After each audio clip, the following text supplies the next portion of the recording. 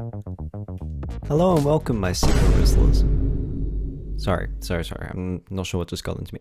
Anyways, I have realized that in the Big 26, I have not actually made a proper unboxing video. So I thought 2026, big year of change. Why don't we do one of those? So for the first time, you'll be coming with me to see my unfiltered thoughts on the MGC Sigma. Now, I'm not cool and I don't own a knife, so you will have to put up with me using these scissors and doing it through the camera, behind the microphone and the tripod.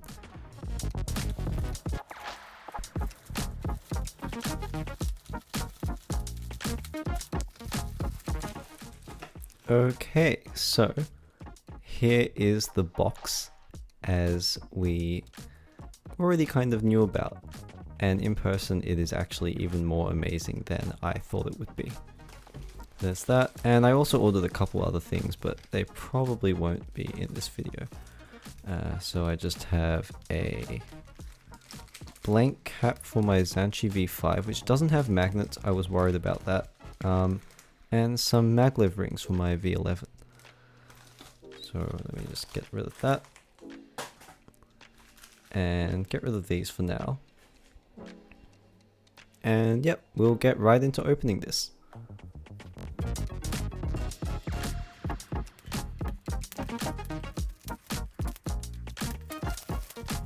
Right, again, I will just touch quickly on the box because you've already seen it in the Cubicle's review, probably. But the really interesting thing is this guy over here. Now, this is Pedro, and if you don't know who Pedro is, he is the guy who really kind of inspired me to start this channel by making those 3D printing kits. And he's the guy I talk about in pretty much every video. Has an amazing core magnet library that I link in pretty much every video. And yeah, really cool to see that he's on this box now. And I'll get to this later, but you'll see why, I'll explain why he is so important in the making of this cube. Oh, and you have just lost the game. Sorry about that. Alright, so cube itself, I'll just have a quick look in here. I already know what's in here, but it might just be fun to have a read of it anyway. There's of course our little screwdriver and our amazing pamphlet. Yes, it is useless. You'd be surprised at how many people actually ask me how to use a screw, but I guess the Cubicle hasn't had to deal with that before, and it's led to this pretty hilarious pamphlet over here. Here it is, the same in Chinese, which I won't be attempting to read. Here's the cube.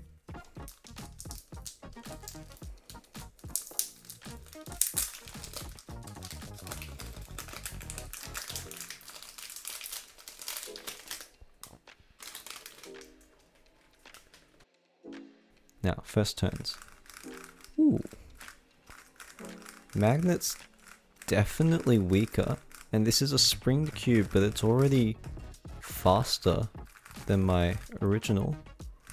Matte plastic is actually pretty smooth, which is interesting because I remember Pedro was talking about the plastic being quite rough on the matte Meta, and there was never actually a matte Beta, so good to see that they've improved that. Quite loose out of the box, a bit floppy, but overall this is actually really nice. It reminds me a lot of the RS3M V5 in terms of how the magnets are calibrated. It's very light, quite papery. Overall it has the Beta feel, but it is much better than the Beta was out of the box. In terms of corner twisting, on these loose, like extremely loose tensions, it still will corner twist, but my Beta is slightly tighter and it twists with about the same ease. You can also see side by side here that this is quite a lot sharper than this, and that is a carryover from the Meta. Yeah, I'm just testing the auto alignment here, and as they said, it does not auto align very much, but I can definitely feel those wide core magnets doing their thing. This is great. I'll just do a quick solve on this.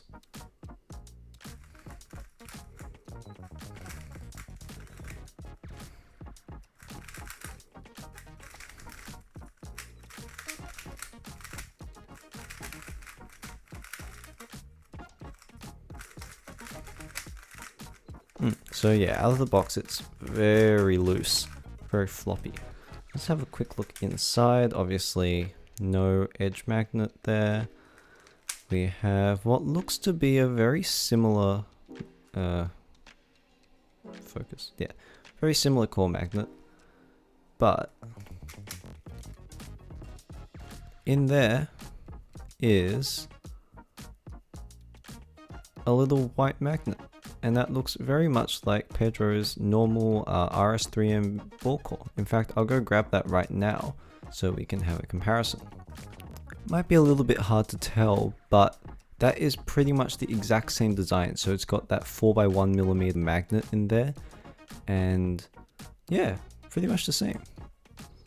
So just to clarify, what I have here today is the new YJ MGC Sigma, a collaboration between The Cubicle and YJ. It retails for $29.99 and is effectively a completely custom version of the MGC Beta. The major changes are the weaker piece magnets, which are now encased in red plastic instead of orange plastic, and the addition of a 3D printed ball core featuring wide magnets. I initially thought that this had springs, but it actually has maglev. I'll talk more about this later, but I'm not certain if this was the correct decision. It does not come with the repelling edge magnets and has a smooth frosted finish. Do stick around to the end because after the main review I'll be revealing the mod that I've dubbed the MGC Alpha. Hi, and sorry to interrupt, but if you haven't already, could I please ask you to give the video a like and the channel subscribe? It would mean quite a lot to me. And yeah, thanks so much for taking the time out of your day to watch this video, and stay tuned for the next one, which will probably be part 1 of the mechanism video, and then probably another viola cover. Yeah, back to the video.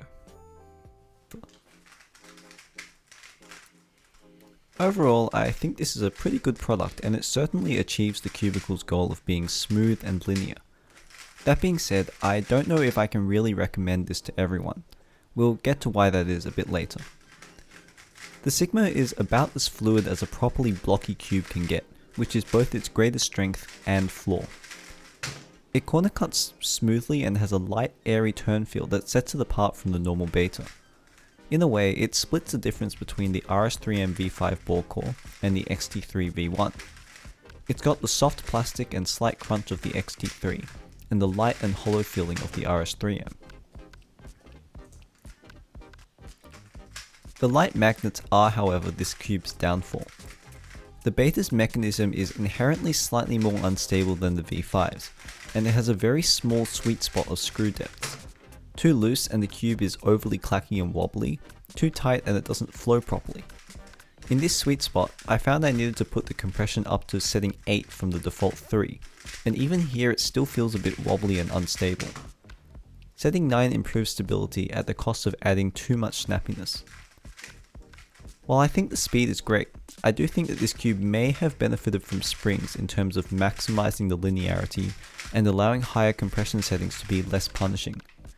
That being said, with the weak magnets, they may have decided that springs would make it too linear, resulting in a mushy cube. I think it currently has a pretty good level of tactility, even if it is still on the mushy side and I would like a little bit more click.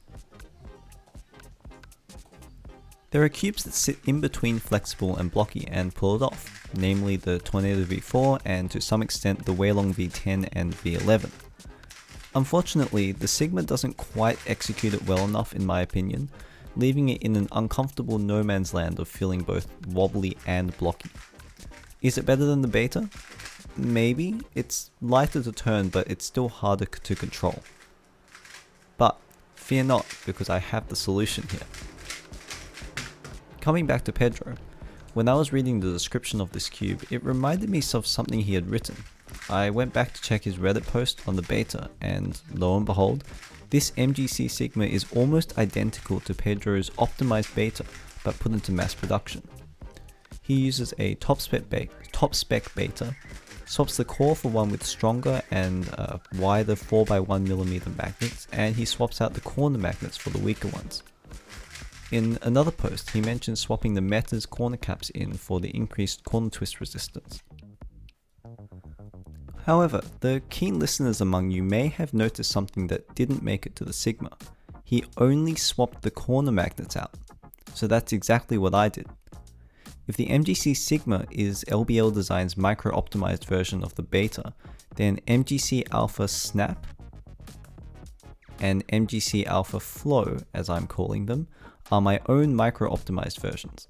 These are the RS3M V5 fighters that I hope the Sigma would be, and I think they represent the pinnacle of optimization of the beta platform. Alpha Snap combines the beta's core and corners with the Sigma's edges and caps. So you can see I've got yellow magnet there, red magnet here, and I've got the sharper corners. This is my favorite of the two. It's fast, it's light to turn, and most importantly, it's balanced. This one feels the most like the stock Sigma, but both the piece and core magnets are moderate in strength, giving it some much needed tactility and stability without being overbearing. It's actually very similar to the RS3M V5, but feels less hollow, more weighty, and more tactile. Alpha Flow combines the Sigma's core and corners with the beta's edges and caps. So we've got the red dual adjustment system, yellow edge, and it's got the UV coated finish over here. It also has the edge repelling magnets installed. If you like the idea of a more linear feeling cube, this could be more your speed. It's also very balanced and feels like what I expected the Sigma to be. It's very smooth and almost cushioned feeling, with a noticeable but muted bump to the magnets. It's slightly more controllable than the Snap and feels more like the beta. I left the edge repelling magnets in because it helps to gently push the layers through the turn. You can sort of see it's not very strong at all, just because this cube does have a lot of friction. And we can just have a look at the auto alignment here. Again, nothing crazy, but it definitely pulls and you can feel it during the turn. So, the MGC Sigma earns its place right at the bottom of S tier. I was debating with myself whether I should put it in A tier or S tier, but I think it feels nicer than the V9, is less tiring than the Tianma, and performs better than the Zanji V5, so that's why I've put it in S tier instead of A tier. The MGC Alpha Flow takes the top of the A tier, and the Beta and Sigma go right next to each other a little bit further down. The maglev rings I showed at the beginning of the video did actually improve my V11 significantly, as it's quite a bit more fluid and more effortless to turn, and I even broke PB-A05 on it, so it goes above the TV4 and Worm21 now. So that's all the changes to my tier list. All in all, the MGC Sigma is a little bit of a weird one. Value wise, it's not too bad, as you're only paying $5 more than the maglev Beta for it. The issue is that I think more people will dislike the instability than the number of people that will dislike the stronger magnets of the Beta. The Beta will take rough turning much better than the Sigma will, even if it's a little bit more tiring to use. The issue is that at $30 it faces stiff competition from the V10 Ferrocore on sale, the GAN V100 Leap, and the Tianma Full Magnetic, as well as all the mid-range options that sit below it in price. In my opinion, all of those cubes are more well-rounded than the Sigma. That makes it a pretty niche recommendation. You need to like turning extremely lightly and accurately if you're going to use it, and at that point you may as well get an XT3V1 or a GAN V100 and benefit from the more forgiving nature of those cubes. However, if you have a Beta but thought the magnets were too strong, and like the rest of it, then it may be worth picking up to create the MGC Alphas. And if you're deranged, you could drop $55 in one go and get both of them. And with that, thank you so much for watching, and I'll see you in the next one.